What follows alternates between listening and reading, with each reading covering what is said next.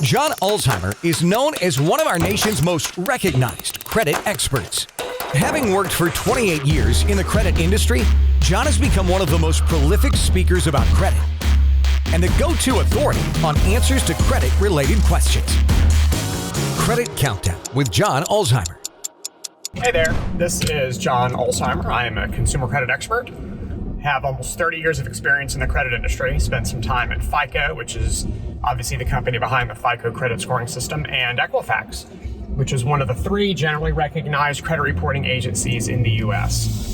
So I get a lot of questions from consumers asking me about information that's on their credit reports, and from time to time I get questions from consumers asking me why certain items are not on their credit reports. And so it occurred to me that there is somewhat of confusion regarding what is typically on a credit report versus what is typically not on a credit report. So I figured I'd spend a little bit of time with you today talking about multiple items that do not appear on your credit report and why they do not appear on your credit report. First off, the only information that appears on your credit report is either reported by a company referred to as a furnisher or is otherwise part of the personal information that appears on your credit report, like your name, address, social, which gets on your credit report a variety of ways, including from the information that you put in your credit applications. Your income, in fact, all wealth metrics. There are no wealth metrics on your credit report. So there's nothing in there to indicate how much you make, how much you're worth, how much is in your bank account, how much is in your wallet. None of that stuff is on your credit report. All that information is gathered by lenders from either your application or, for example, in a mortgage where you're asked to provide supplemental information like pay stubs and tax returns. So income, that information is not on your credit report. Your level of education is also not on your credit report. There's nothing that indicates where you went to school, what your major was, if you didn't go to school. None of that stuff is on your credit report. Criminal record.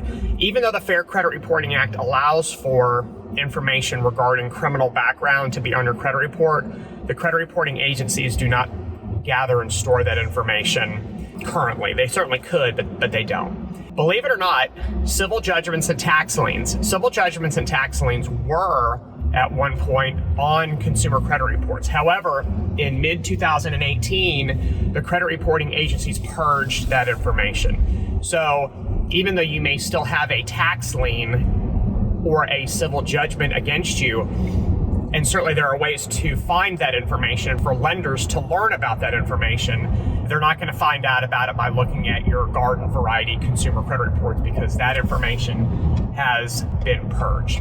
Things like, social media, political leanings, none of that stuff is on a credit report. It's not stored or maintained by the credit reporting agencies and is not part of a traditional consumer credit report. One thing that's interesting to note is that even if you have an account with a certain lender or credit card issuer, there's no guarantee that that will be on your credit report. It is a choice to report information to the credit reporting agencies. There's no requirement that any of your lenders report information to the credit bureaus.